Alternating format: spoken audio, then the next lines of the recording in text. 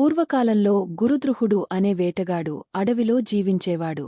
అతను నిత్యం జంతువులను వేటాడి జీవనం సాగించేవాడు.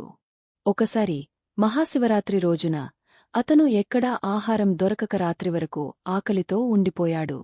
వెంటనే అతను ఓ చెట్టుపైకి ఎక్కి ఎదురుచూశాడు. అతను తెలియకుండానే అది బిల్వ వృక్షం.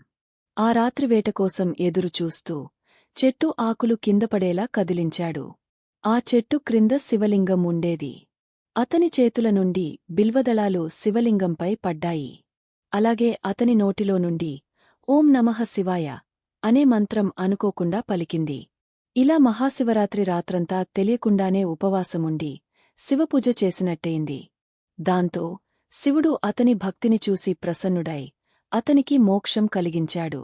ఈ కథ ద్వారా ఏ మనిషి తెలియకపోయినా నిజమైన భక్తితో శివుని సేవిస్తే ఆయన కృప కట్టడి ఉంటుంది అని అర్థమవుతుంది. మహాశివరాత్రి రోజు ఉపవాసముండి శివుని పూజ చేస్తే జీవితంలో అన్ని కష్టాలు తొలగి శాంతి, ఆనందం కలుగుతాయని భక్తులు నమ్ముతారు.